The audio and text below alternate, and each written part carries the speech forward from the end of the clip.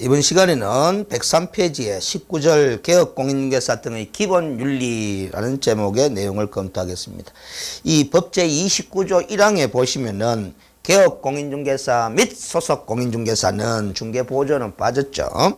전문 직업인으로서의 품위를 유지하고 신의와 성실로서 공정하게 중개 관련 업무를 수행하여야 한다라는 이 개업공인중개사와 소속공인중개사의 업무 처리 원칙을 선언해 놓은 규정입니다. 그래서 구체적으로 업무를 어떻게 해라라는 내용은 없습니다.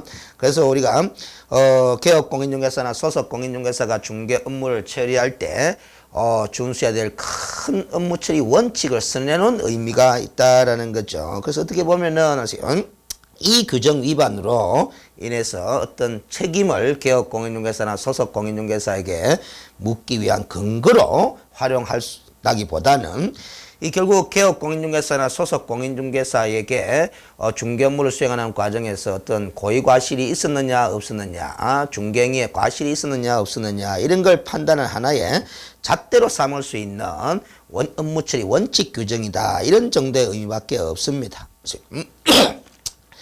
자, 어찌됐든 개업공인중개사나 소속공인중개사로서는 29조 1항 규정에 따르면은 품위 유지 의무가 있다는 거죠. 그리고 신의칙상의 의무도 있고 공정하게 중개를 해야 될 의무도 있다라는 겁니다.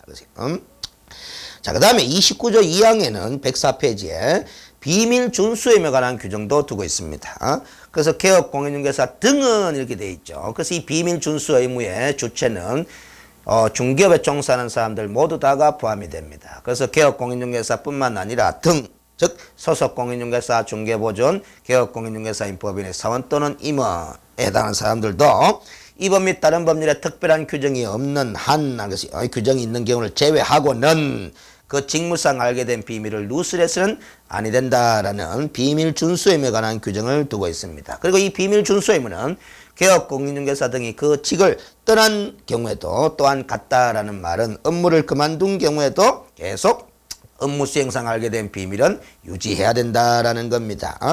그리고 이 비밀 준수 의무를 위반한 경우에는 1년 이하의 징역 또는 1천만 원 이하의 벌금형이나 형사처벌 사유가 되도록 규정을 해두고 있는데 유일하게 우리 공인중개사법에서 유일하게 반의사 불벌죄로 규정을 해놨습니다. 그래서 반의사 불벌죄라는 것은 거기 적혀져 있다시피 피해자의 명시적인 의사에 명시한 의사에 반하여 벌하지 아니하는 죄를 반의사 불벌죄입니다.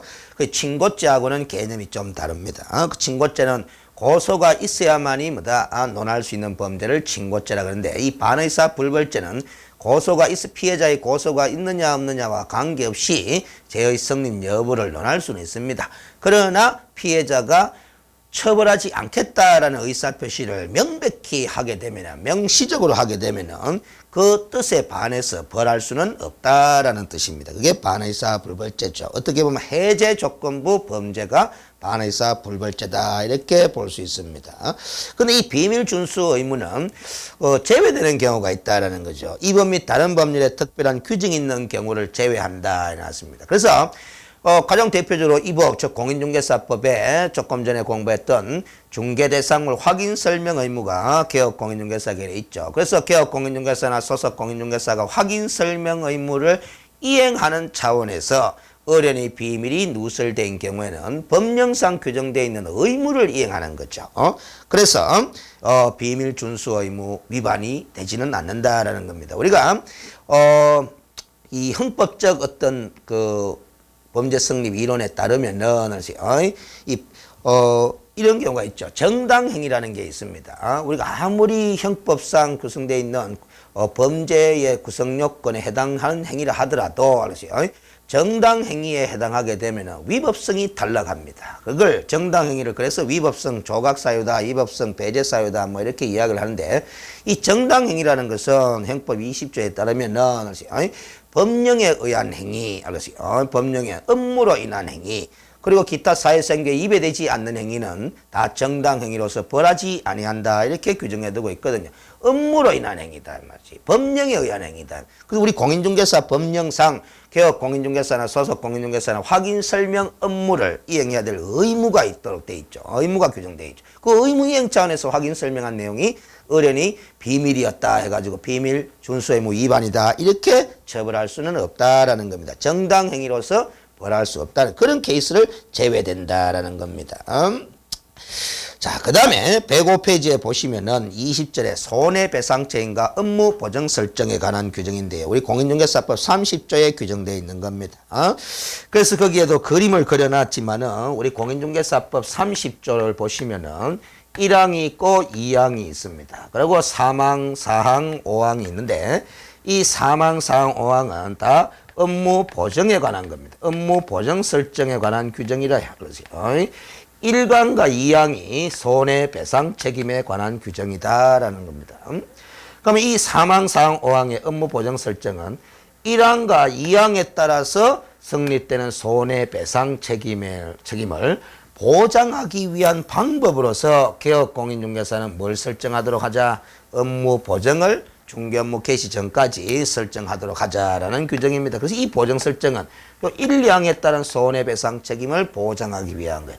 30조 1항에 따른 손해배상 책임을 보장하기 위한 목적의 보정 설정이지 30조 1, 2항이 아닌 민법상의 손해배상 책임을 보장하기 위한 보정 설정은 아니다라는 거죠. 그래서 이 개업공인중개사가 업무 개시 전까지 설정해 놓은 이 업무 보정금이라는 것은 공인중개사법 30조 1항 또는 2항에 따라서 성립되는 손해배상일 때만 이 보정금 지급 대상이 된다라는 겁니다. 알겠습니까? 민법 규정에 의해서 손해배상 책임이 성립되는 경우는 이 개업공인중개사가 설정하는 업무 보정금 지급 대상이 되지를 않는다라는 거죠.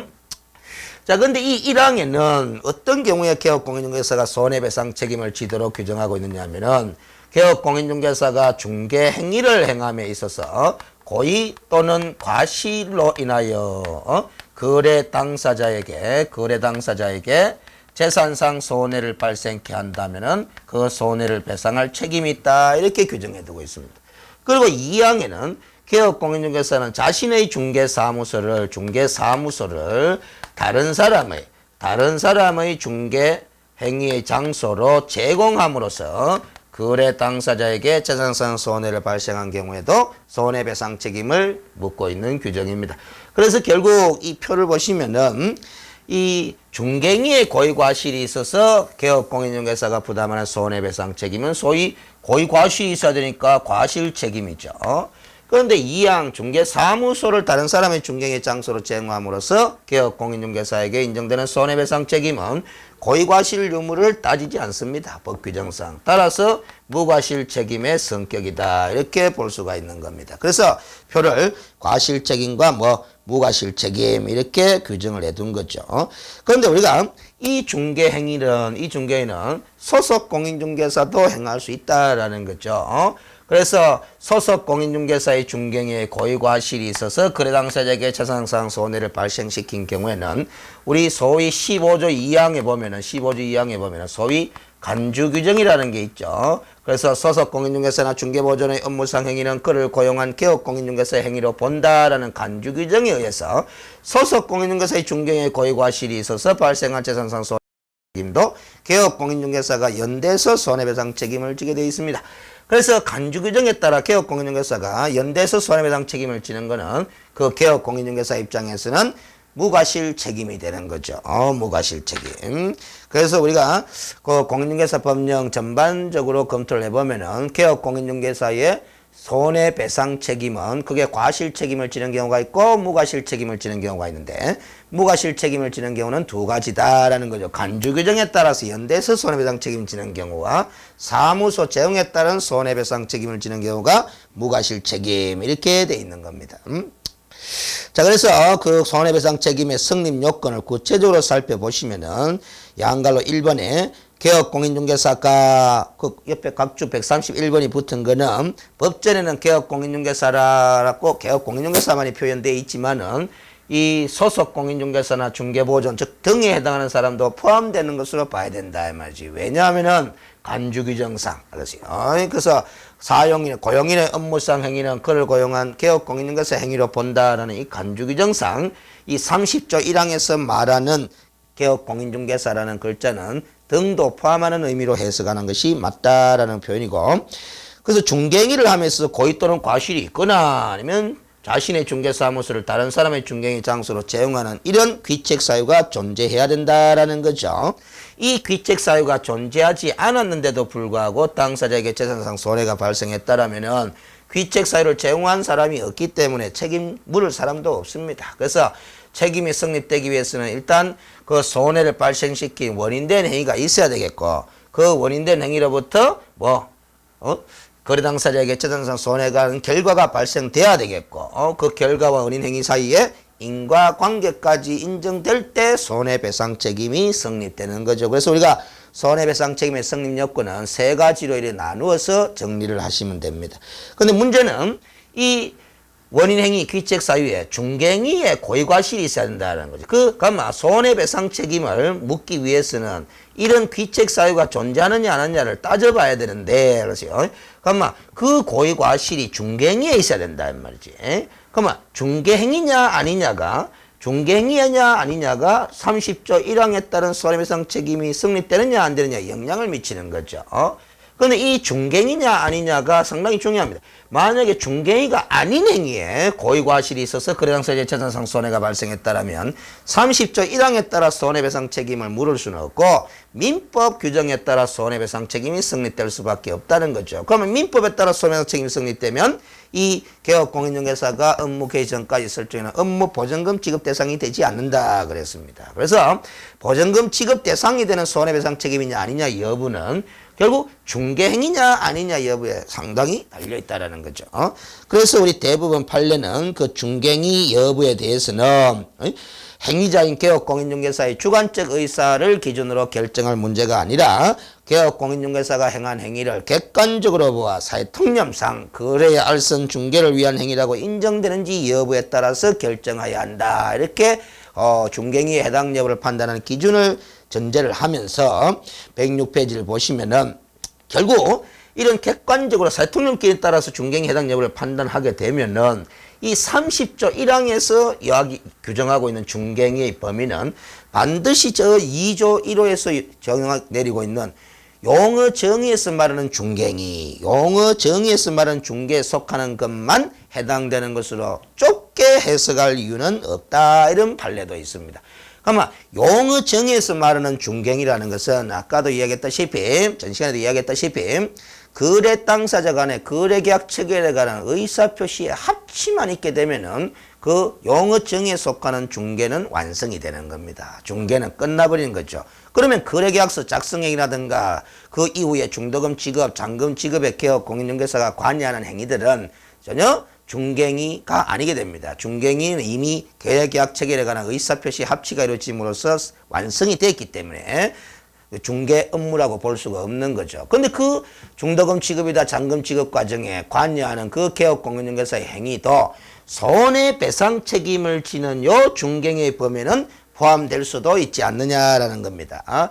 용어 정의에 해당하는 그 중개에 해당하는 것만 여기서 말하는 중개행위다라고 좁게 해석할 필요는 없다라는 거죠. 왜 이렇게 해석을 해야 되느냐면은 이 규정을 둔 취지가 개업 공인중개사의 이익을 보호하기보다는 거래 당사자를 두텁게 보호하기 위한 취지의 규정이니까 거래 당사자를 두텁게 보호하기 위한 해석을 하기 위해서는 요 중개행위의 범위를 가급적 폭넓게 해석을 할 때 거래 당사자를 두텁게 보호할 수 있게 된다라는 거죠. 그래서 우리 106페이지에 또 다른 판례 사례를 하나 보면은 잔금 중 일부를 개업 공인중개사가 횡령하는 행위라든가 그리고 거래 당사자의 계약성 의무의 실현에 관여함으로써 계약성 의무가 원만하게 이행되도록 주선할 것이 예정돼 있는 때는 그러한 개업 공인중개사의 행위는 다 요 30조 1항에서 말하는 중개행위 범위에 포함된다. 이렇게 보고 있는 거죠. 그래서 이런 관점에서 보면은 우리가 그 대부분 판례 사례 하나를 보겠습니다. 중간쯤에 있는 106페이지에 빌라를 매수하면 특별 분양권을 공급받을 수 있고 이주 보상금도 받을 수 있다고 거짓말하여 빌라를 매수케 한 사안에서 중개한 매매 계약의 목적물은 형식상으로나 실질적으로 빌라이고 특별 분양권을 별개의 객체로 삼아 매매 계약이 체결되었다고 볼 수 없다. 이렇게 판시해놨습니다. 결국 이 사건에서 빌라가 중개 대상물이냐 특별 분양권이 중개 대상물이냐라는 거죠. 결국 이 사건에서는 빌라가 중개 대상물이기 때문에 빌라를 중개하는 과정에서 과실이 있었기 때문에 결국 그거는 중개에 속한다라는 거죠. 그 빌라가 거래될 수 있도록 도움을 준 거는 우리 공인중개사법상 중개행위가 맞다라는 거. 그러나 특별 분양권은 중개 대상물의 범위에 포함되는 권리가 아니기 때문에 특별 분양권이 거래되도록 알선한 것은 공인중개사법상 중개행위에 해당하지 않는다라는 측면이 생겨버리죠. 그래서 이 사건은 특별 분양권을 중개한 것이라고 볼 수 없고 빌라를 중개한 것이기 때문에 개업공인중개사는 중개행위에 따른 고의과실이 있었다. 이렇게 판단할 수 있다는 겁니다. 그래서 이 사건의 피고는 책임을 회피하기 위해서 이 사건에서 자신이 중개한 것은 빌라가 아니라 특별 분양권을 중개한 것이기 때문에 공인중개사법상 중개행위가 아니다라고 항변을 한 거죠. 그럼 결국 공제금 지급 대상이 보전금 지급 대상이 아니다 이렇게 항변을 한 것이지만은 이 판례대로라면은 특별 분양권이 중개 대상물이 아니라 빌라가 어디까지나 중개 대상물이기 때문에 개업 공인중개사 행위는 공인중개사법상 손해배상 책임의 귀책 사유가 되는 중개행위에 해당한다. 따라서 보전금 지급 대상이 된다라는 판단입니다.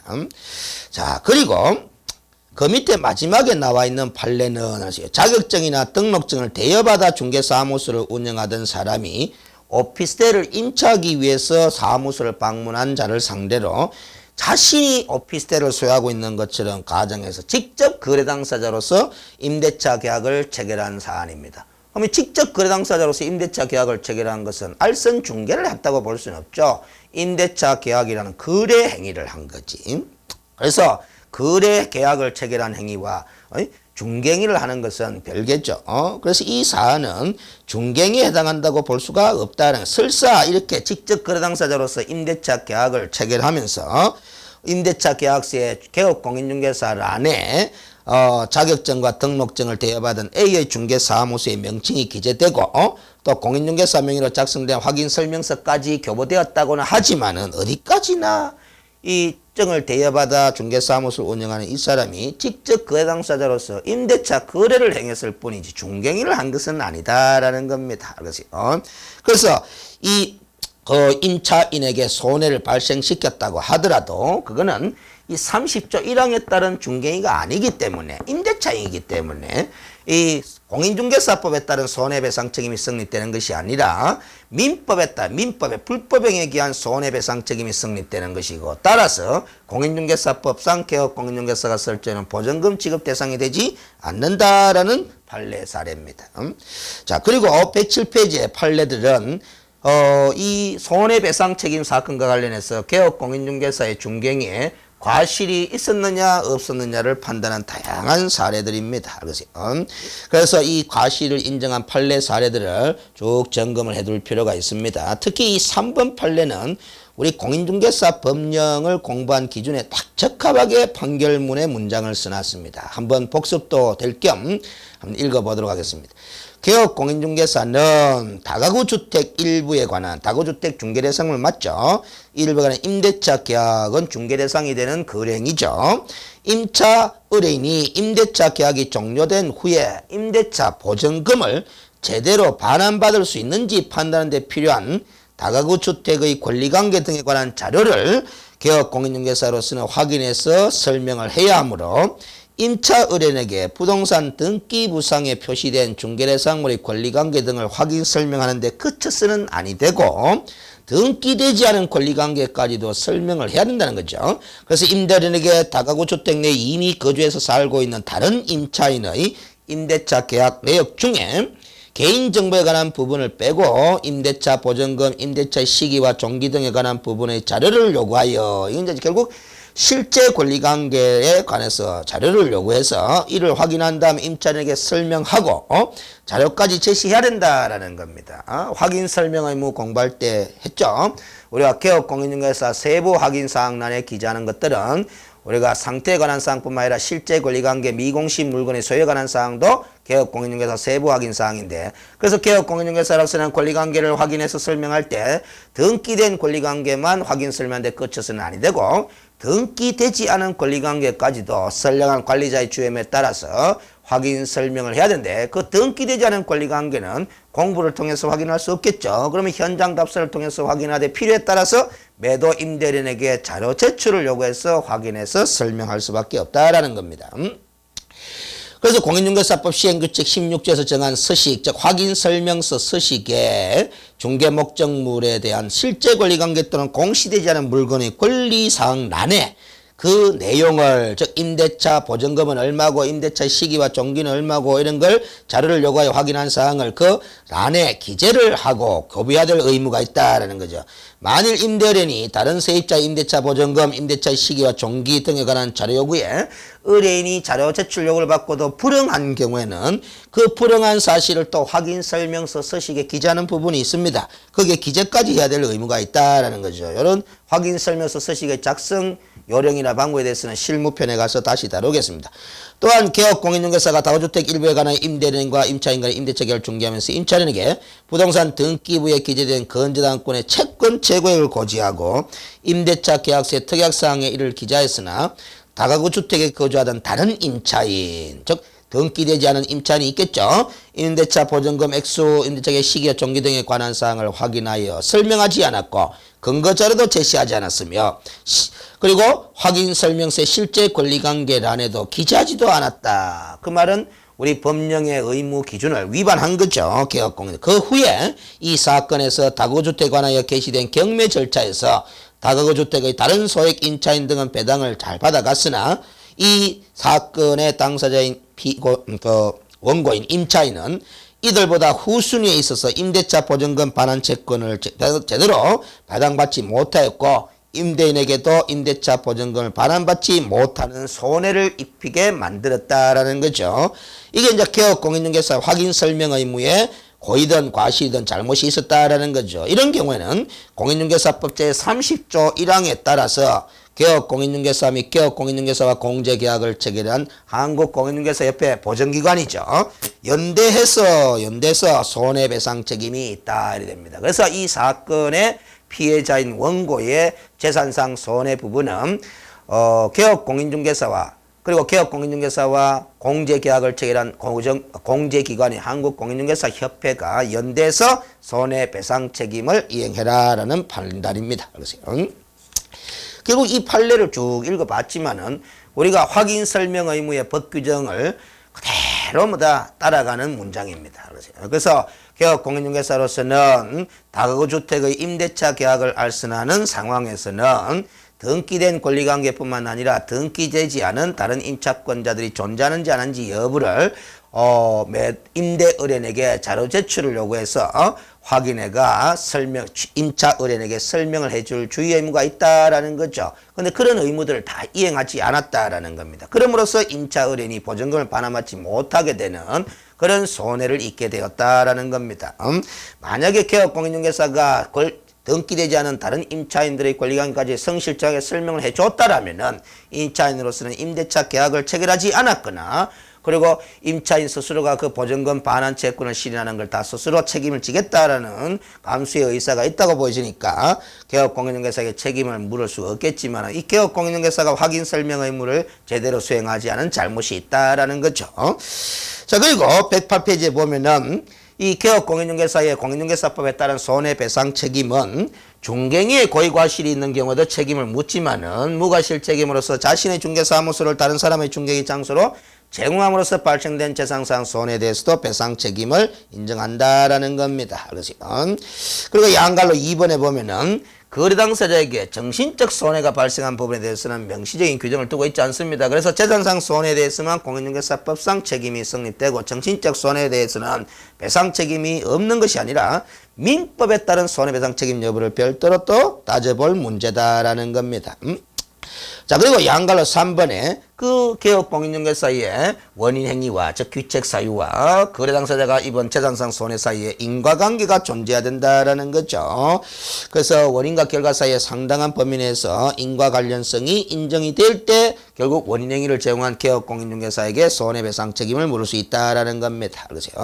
그래서 우리가 절충적 상당 인과관계설에 따르면은 109페이지 제일 위에 보시면은 개업 공인중개사의 중개행위로 인해 손해가 발생되었지만 그 손해 발생에서 우연한 사정이나 특수한 사정이 개입된 경우에는 개업 공인중개사에게 손해배상 책임을 인정할 수 없는 것이 원칙이다. 그러나 개업 공인중개사가 그 사정을 알았거나 알 수 있었을 경우에는 결국 뭐다? 손해배상 책임을 물을 수 있습니다. 그 사정을 알았으면 그 결과가 발생되지 않도록 손해가 발생되지 않도록 회피할 책임이 있는 거죠. 또 알 수 있었을 경우에는 주의를 기울였다면 알 수 있었다면은 주의를 기울이지 못한 데 대한 책임을 또 물을 수 있는 거죠. 자, 이런 것이 손해배상 책임의 성립 요건입니다. 우리 공인중개사법상 손해배상 책임의 성립 요건인 거죠. 자, 이렇게 개업 공인중개사에게 손해배상 책임이 성립되면은 피해자인 거래 당사자는 그 손해배상 청구권을 개업 공인중개사를 상대로 행사할 수 있게 되는 거죠. 그래서 그런데 문제는 손해배상 청구권의 소멸시에 관한 규정을 우리 공인중개사법에서는 두고 있지 않습니다. 근데 이 공인중개사법은 민법에 대한 특별법이죠. 그 특별법의 규정 때는 민법에 따라서 해결한 일반법을 적용하면 되겠죠. 근데 일반법의 손해배상 청구권의 소멸시효는 민법에 따라 보면은 3년으로 되어 있다는 거죠. 각주 134번을 보면은 민법 766조에서는 손해배상 청구권의 소멸시효에 관해서 규정을 놔두고 있는데 불법 행위로 인한 손해배상 청구권은 피해자나 그 법정 대리인이 그 손해 및 가해자를 한 날로부터 3년간 이를 행사하지 않으면 불법 행위를 한 날로부터 10년을 경과한 때든 시효로 인하여 소멸한다는데 이 10년은 제척기간으로 보는 것이 다수의 견해고 일반적으로 손해배상 청구권의 소멸시효는 3년 이렇게 본다는 거죠. 그래서 손해배상 청구권의 소멸시효를 3년으로 기억하는 그는 공인중개사법에 규정이 있는 것이 아니라 공인중개사법에 흠결이 있어서 민법의 손해배상 청구권의 소멸시효에 관한 규정을 준용하게 된 결과 우리가 3년이다 이렇게 판단한다는 거죠. 자, 그리고 이제 손해배상 책임을 보장하기 위한 즉 공인중개사법 30조 1항과 2항에 따라 손해배상 책임이 성립될 때 가해자인 개업 공인중개사는 손해배상금을 지급해야 되는데 그 손해배상금 지급 능력이 없을 때를 대비해서 손해배상을 보장하기 위한 수단으로서 우리 공인중개사법 30조 3항 4항 5항에서는 개업 공인중개사로 하여금 업무 개시 전까지 보정을 설정하도록 하는 규정을 두고 있습니다. 그래서 이 보정 설정은 처음에도 이야기했다시피 30조 1항과 2항에 따른 손해배상 책임이 성립될 때 보정금 지급 대상이 된다라는 점을 명심하셔야 됩니다. 그래서 늘 우리가 손해배상 책임이 성립되는 근거를 공인중개 이 법에 따른 손해배상 책임이 성립되느냐 민법에 따른 손해배상 책임이 성립되느냐를 명확하게 구별해서 다룰 필요가 있다라는 거죠. 그리고 그 보정 설정 제도의 내용에 대해서는 잠시 쉬었다가 계속 진행하도록 하겠습니다.